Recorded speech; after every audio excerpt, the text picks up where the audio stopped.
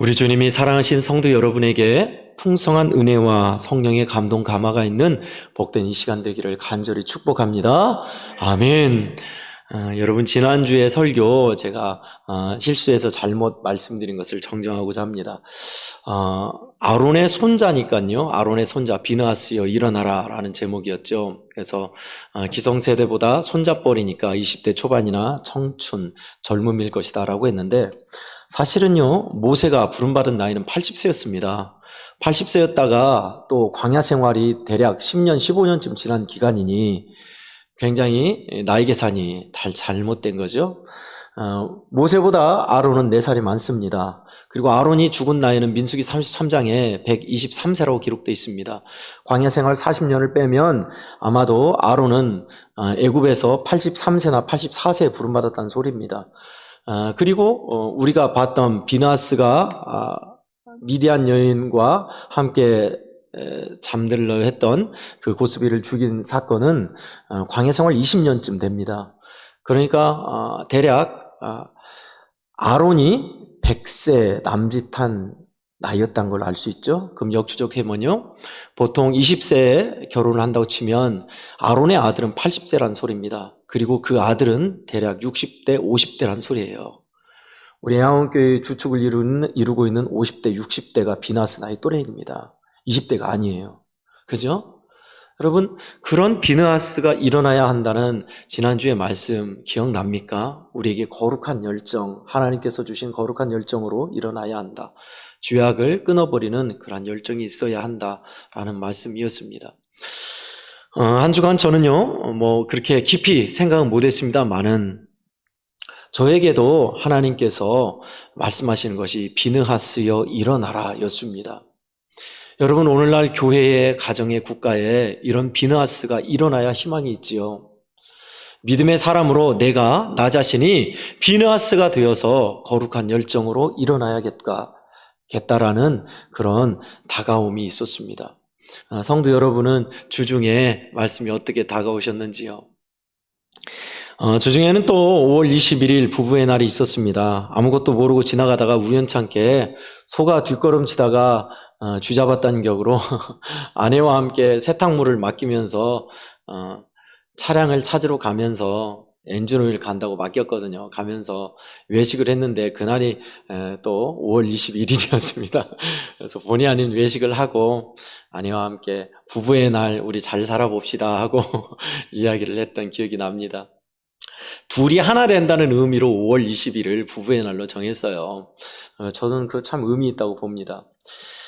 가까우면서도 먼 관계가 부부인 듯 합니다. 물론 우리 성도들 중에는 사별을 하여서 홀로 계신 여인이나 홀로 계신 아버지인 홀아버지가 있을 줄 압니다. 또 요즘은 홀부모 세대도 많지요. 그러나 대다수는 부모로 있기 때문에 또 부부의 날이기 때문에 부부에 관해서 말씀을 우리가 나누고 생각하고자 합니다. 가깝고도 먼데 정말 둘이 만나서 하나 된 것은 불가에서는 참 하늘이 맺은 인연이라고 합니다마는 우리는 하나님께서 귀한 약속 가운데 참으로 둘도 없는 내 뼈 중에 뼈, 살 중에 살로 하나님께서 맺게 하셨습니다. 하나님께서 맺어주신 우리 성도들, 부부들에게 귀한 주님의 축복과 은혜가 넘치기를 간절히 축복합니다. 아멘. 그런데요, 여러분, 어미 노릇하는 것도 아비의 일을 잘 감당하는 것도 쉽지가 않죠. 그래서 온누리교회에 있었던가요? 아버지 학교, 어머니 학교를 시작했었죠. 그래서 전국에 많은 믿음의 크리스천 가정에 부부들이 아버지 학교를 수료하고 어머니 학교를 수료하면서 참 많은 것을 배웠고 가르침을 받았습니다. 그런데요, 저는 여기에 더 나아가 부부 학교, 부부 교실도 우리에게 참 유익하다고 봅니다. 우리 애화원교회는 어머니 학교, 아버지 학교를 안 했는데요, 부부 교실도 물론 없거니와 우리 부부가 어떻게 좀 더 자녀들에게 좋은 부부의 모습, 또 살아가면서 가정을 이루면서 부부가 한 마음이 되어야 하잖아요. 그렇게 이룰 것인가, 믿음 안에서 이룰 것인가는 분명히 우리에게도요, 가르침이 있어야 하고 훈련이 필요한 건 사실이에요. 가깝고 아예 다 알고 다 지낸다, 또 뻔하다, 부부지를 맞아서 화목하게 잘 살아야 한다. 잘 살아야 한다. 그 소리구나. 그렇게 짐작할 수 있겠지만요. 여러분 보세요. 현실은요. 부부지가 얼마나 지지고 볶으면서 삽니까? 얼마나 자주 다투고 말다툼하고 싸웁니까? 만만치 않다는 얘기예요. 그죠? 오늘 말씀을 통해서 하나님은 우리에게, 부부인 우리에게 어떤 메시지를 주시고 또 사랑의 가정을 이루기 위해서 우리가 무엇이 필요한지를 나눌 때 성령께서 감동 감화해 주시고 귀하신 은혜 주시기를 간절히 바랍니다. 아멘. 오늘 본문은 한 절로 되어 있습니다. 우리가 약할 때 너희가 강한 것을 기뻐하고 또 이것을 위하여 구하니 곧 너희가 온전하게 되는 것이라. 우리가 약할 때 너희가 강함을 기뻐한다. 원래 이제 사도 바울 선생에게 가장 골치 아픈 교회가 고린도 교회였습니다. 물론 개척한 교회마다 다 아픔이 있고 어려움이 있었지만 정말 고린도 교회만큼 진짜 종합 선물 세트로 어려움이 있었던 교회도 없었어요. 뭐 다툼이 있었던 건 기본이었고 성도 간에 송사가 있었고 재판이 있었고 또 뭐 음행의 일이 있었고 은사에 대해서 난립이 있었고 또 주의 종 사도 바울 선생에 대해서 뭐 이러쿵저러쿵 하는 말도 많았고요. 나는 누구파, 아볼로파, 나는 뭐 베드로파, 나는 누구파, 각 파는 또 왜 이렇게 많은지. 오늘날 한국교회 종합선물 세트가 다 응축되어 있다고도 과언이 아닐 만큼 고린도 교회는 그토록 심각했습니다. 작은 교회가 아니었죠. 고린도 교회는 또 무역항에 있는 큰 도시의 큰 교회였습니다. 사도 바울 선생이 1차, 2차, 3차 편지까지 할 정도로 사도 바울 선생의 권면을 안 들었어요. 고집이 셌고요. 그런 교회의 오늘 본문은 3차 편지의 내용입니다. 1차, 2차 편지도 간곡하게 말했건만 음행했던 사람을 처벌하지 아니하고 여전히 죄 가운데 난립하고 있는 교회에 내가 갈 때 강력하게 징계하고 교회를 깨끗이 청소하기를 원하느냐? 아니다. 나는 약함으로 나갈 것이다. 끝까지 보듬겠다는 거예요. 강력한 권한으로 징계하지 않고 보듬고 사랑하며 끝까지 설득하겠다는 것이 우리가 약할 때라는 의미입니다. 그러함에 너희가 강한 것을 기뻐했다라고 전반부에 말하는데요. 고린도 교인들이 나중에 그것을 알고 조금씩 고쳐가고 좋아져 갔습니다. 그것을 사도 바울 선생과 복음을 전하는 이들이 기뻐했다는 뜻이에요. 그리고 항상 간구하는 것은 너희의 온전하게 되는 것을 우리가 간구한다라고 말하고 있습니다. 온전함이란 완벽함이 아니라요, 진보하다, 좋아지다라는 그런 뜻을 갖고 있습니다. 점점 좋아지기를, 더 나아져서 신앙과 인격이 성숙하기를 우리가 간절히 하나님 앞에 기도한다, 구한다라는 그런 내용이 19절의 내용입니다. 여러분, 오늘 이 19절을 통해서 저는 부부지간도 이와 같다고 생각합니다. 부부지간에는요, 첫 번째, 내가 약해야 살아나는 거예요. 부부지간은. 강대강의 구도는요, 충돌할 수밖에 없습니다. 내가 이만큼 승질내면 상대방이 저만큼 더 승질내면 더 다툴 수밖에 없어요. 누구 하나가 부드러워져야 하고 져줘야 가정에 평화가 오지요. 주님은요, 우리에게 있어서 약해질 대로 약해지셔서 오셨습니다. 하나님께서 권능의 모습으로 우리를 심판하는 왕으로 오실 줄 알았는데 너무나 초라하고 약하게 오셨어요. 심지어 신의 성품을 거의 없다 할 때도 있을 정도로 울기도 하고 배고프기도 하셨고 숨어서 피하기도 하셨죠. 주님이 약해질 정도로 약해지고 초라해진 성자 하나님의 모습으로 우리에게 오셨습니다. 왜 그랬죠? 그것은 우리를 사랑하기 때문에, 살리기 위해서 그러셨습니다. 여러분, 부부지간도요, 누구 한 사람이 져야지, 그렇지 않으면 가정은 늘 365일 싸움이 그치지 않을 거예요. 똑같이 하면요. 그죠? 요즘은 여성 상위 시대라 여성들의 진짜 뭐 직장이나 가정이나 교회는 물론이거니와 여성들의 발언권이 세졌습니다. 아직도 물론 갈 길이 멀다 하겠지만 페미니즘 하신 분들은 OECD 국가 중에서도 뒤지지 않을 정도로 여성들의 권위가 신장됐어요. 근데 뭐 호르몬 문제도 있겠지만 가정에서도요, 여성들의 입김이 세져가는 건 사실입니다. 세월이 지날수록 남성들은 이빨 빠지고 힘없어지고요. 여성들은 드세지고 왜 이렇게 몰강스러워지는지 갈수록 세지는 것 같아요. 저는 바람직하지는 않다고 봅니다. 갈수록 서로가 약해지고 순화돼야죠. 그죠? 그게 좋습니다. 언젠가 말씀을 드렸던 것 같아요. 바바리안 성 이야기입니다. 1147년이니까요. 중세시대입니다. 중세시대에 성주들끼리 싸움이 많았던 독일에서 있었던 일입니다. 한 성이 포위가 됐습니다. 그 성이 이제 포위돼서 살 길이 없어서 항복할 것을 구상하고 성주와 사람들이 자기를 포위한 그 성주에게 항복을 요청하러 이제 협상하러 갑니다. 협상에서 우리가 졌으니 당신들에게 항복하겠소. 그러나 하나 약조를 들어주시오. 이야기를 합니다. 그 약조는 뭐냐면 여성이나 노약자들이 이 성 밖에서 나가 살게 해달라. 여성이나 노약자들의 안전을 보호해달라라는 것이었습니다. 그리고 조건 하나를 더 붙여서 여성이나 노약자들이 성 밖에서 나가려면 뭐가 필요해요? 살림살이가 필요하잖아요. 밥에 먹을 솥이 있어야 하고 이불이 있어야 하고 옷이 있어야 하잖아요. 소중히 여기는 것을 양팔로 보듬어서 갈 정도로 가져갈 수 있게 해달라라는 것이 조건이었습니다. 그래서 그 협상이 맺어지고 바로 이틀 후에 여성과 노약자를 보내기로 그리고 성을 점령하기로 이제 조약이 맺어졌지요. 성 안에는 큰 슬픔이 있었습니다. 이제 아내와 노약자를 떠나보내고 성은 남성들은 이제 노예가 되는 거지요. 큰 슬픔 가운데 이별을 준비하고 이틀 후에 이제 점령군은 성에 입성하려고 또 성에 있는 사람들은 항복했으니까 여성과 노약자를 보내려 문이 열립니다. 그들이 이제 살림살이를 가지고 나와서 밖에서 살아야 하는 형국인데 글쎄 그 여인들이 문을 열고 가져오는 것은 살림살이와 귀중품이 아니라 자기 남편들을 다 껴안고 나오는 것이었습니다. 남편들은 여성들보다 대부분 키도 크고 기골도 장대하지요.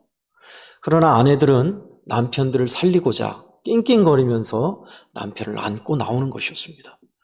그것을 상대편이었던 제후가 그것을 보고 큰 감동을 받아요. 그래서 다시 조약을 맺어서 성 안에서 살게 하고 평화조약을 맺었다는 그런 중세시대 전에 와인스버그에 나와 있는 성 이야기입니다. 여러분, 우리에게 있어서 가장 소중한 것은요, 금은 보화, 물질도 소중하지만 사실은 우리에게는 식구가 소중하지요. 남편도 소중합니다. 아내도 소중합니다. 알아요. 다 여러분을 알지만 사실 우리가 현실에서 실상에서 그 아는 만큼 챙기지를 못해요.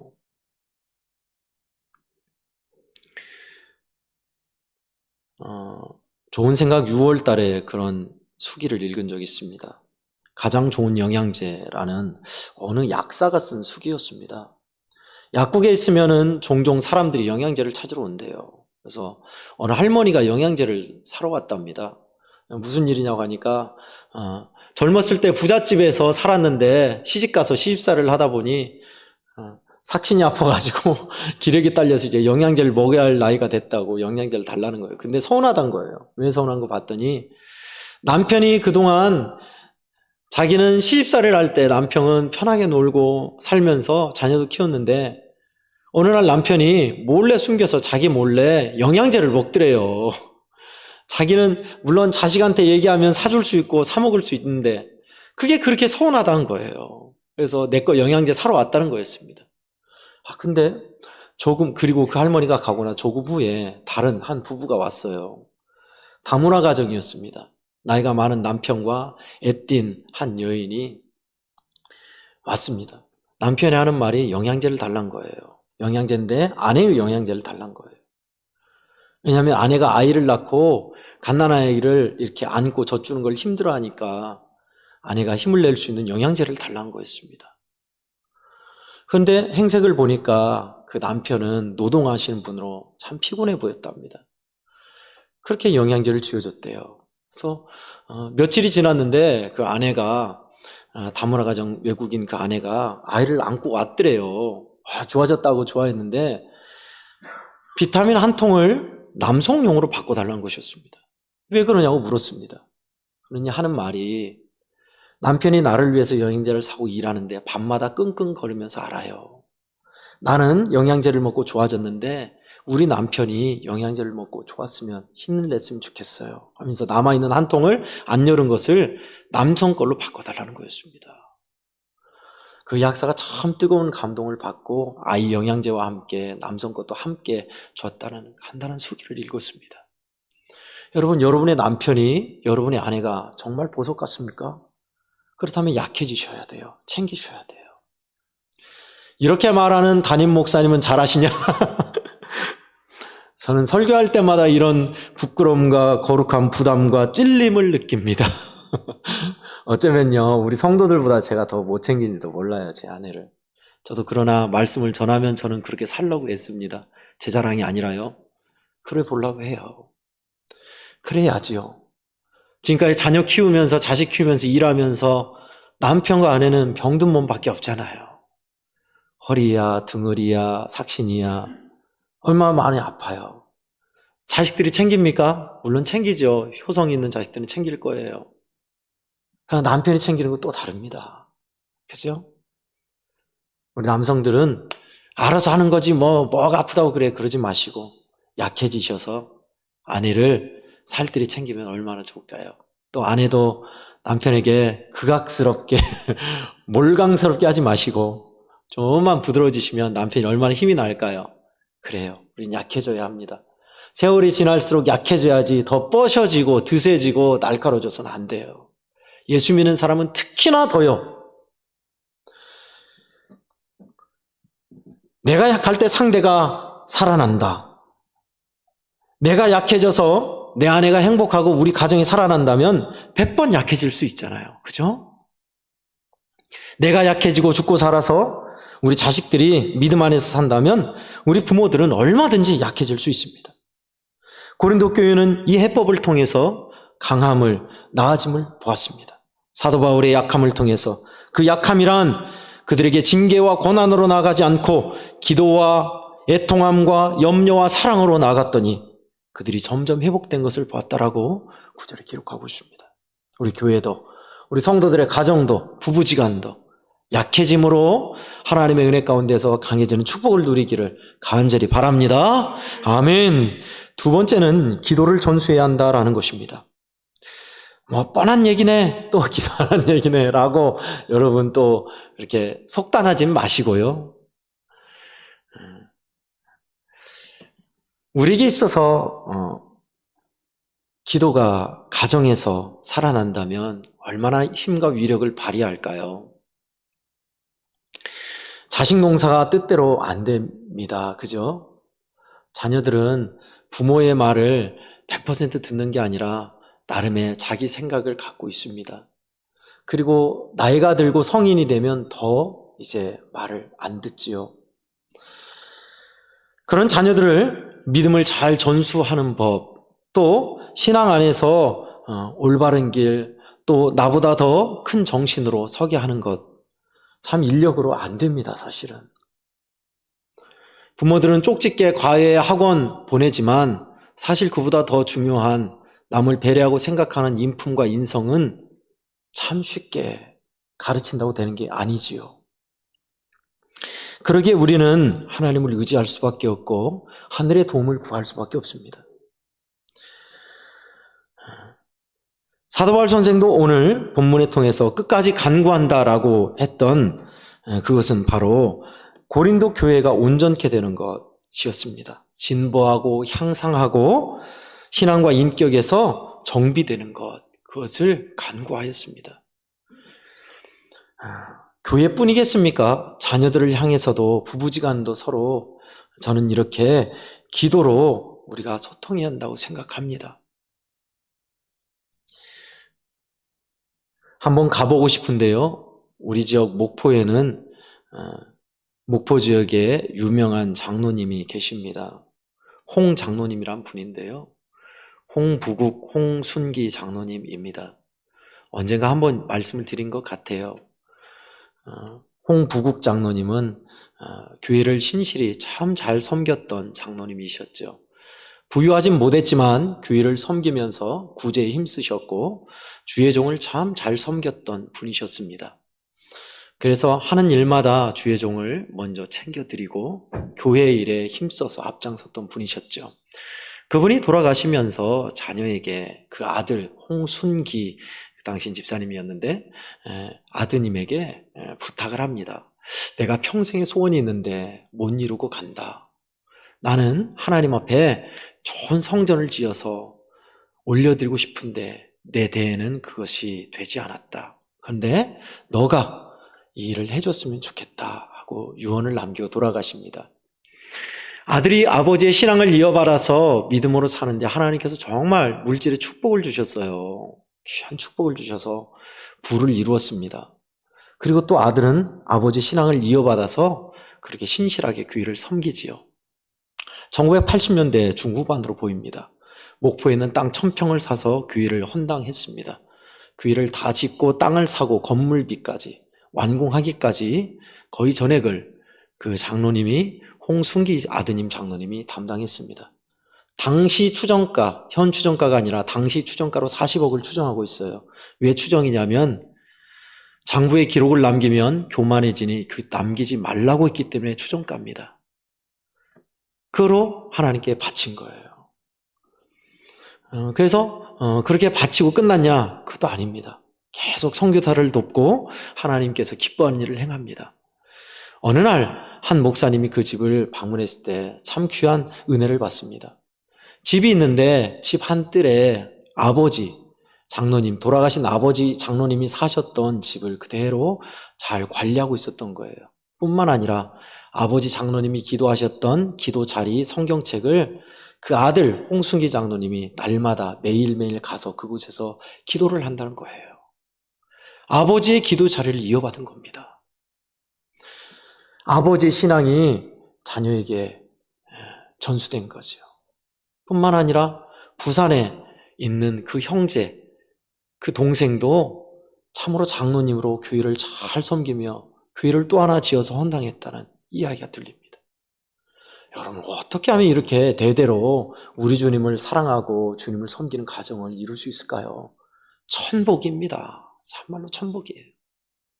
대부분요, 아버지가 신앙이 출중하거나 부모 때 신앙이 출중하면 자식들은 그보다 약간 못하는 게 보통이에요. 그리고 한 대 건너서 나오는 게 보통입니다. 2대, 3대 그렇게 신실하게 믿음을 이어간다는 것은 천복 중에 천복입니다. 저는 홍순기 장로님, 홍부국 장로님 가정을 통해서 그 귀한 신앙의 유전이 어떻게 비롯되었을까? 40대 이어지는 기도의 자리로 저는 보았습니다. 부모가 기도하는 것을요, 자녀들이 보아요. 보고 배워요. 저희 선치는 학식이 적었습니다만은 늘 일하면서 술을 드셨습니다만은 그래도 주일은 꼬박꼬박 잘 성수하셨습니다. 주일날 갔다 오시면 늘 조그마한 그 탁자 앞에 성경책을 놓으시고 기도를 하셨던 기억이 나요. 받은 은혜에 감사해서 나름 중얼중얼 주절주절 기도를 늘 그렇게 꾸준히 하셨어요. 긴 시간은 아니었지만 저는 그걸 보고 왔습니다.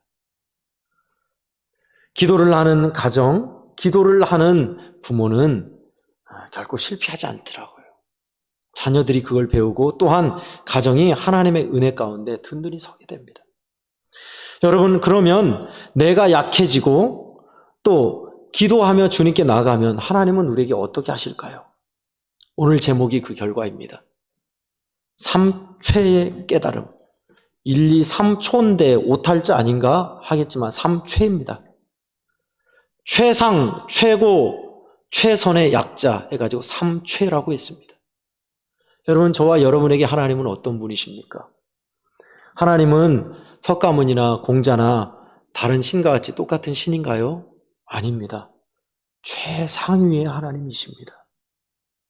주와 같은 분이 없다 하고 성경은 여러 번 수도 없이 이야기하고 있습니다. 출애굽기 15장에서 신중에 주와 같은 자 누구입니까? 열왕기상 8장에서 상천하지에 주와 같은 자가 없나이다.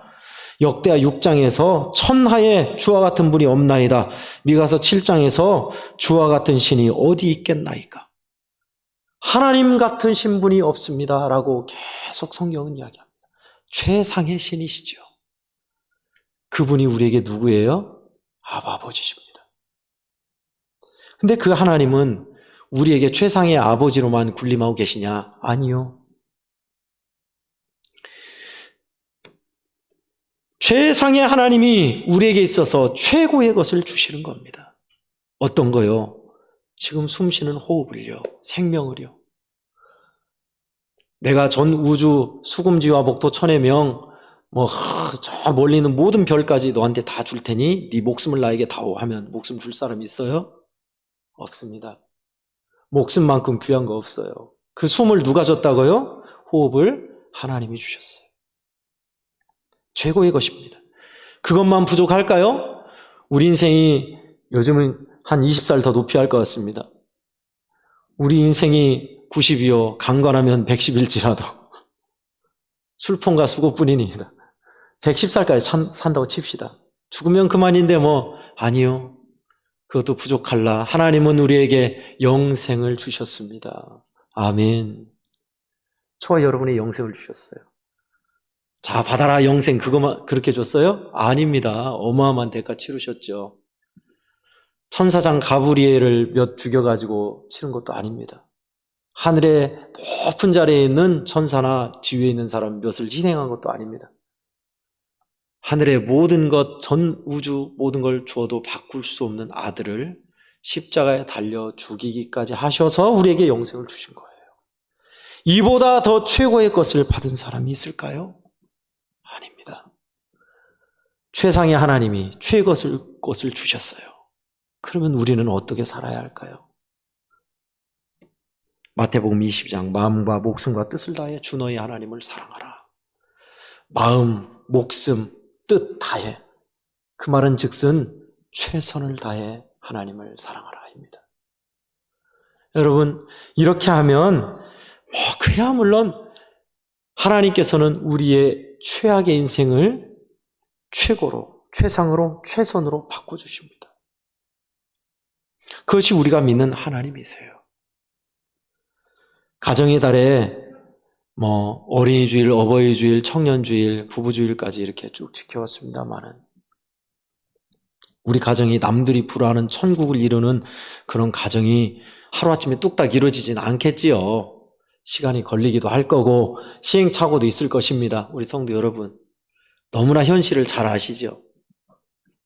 그런데요, 하나님께서 우리에게 주시는 것은 최상의 하나님께서 최고의 것을 우리에게 주신다는 사실.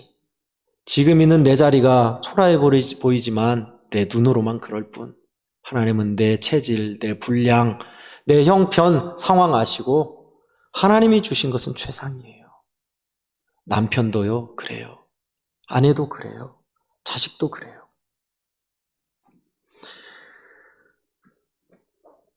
최고로, 최상으로, 최선으로 바꾸시는 하나님께 기도로 나아가고 내가 뻐셔진 내 마음과 내 생활이 주님의 은혜로 부드러워진다면 얼마나 멋지고 좋겠어요.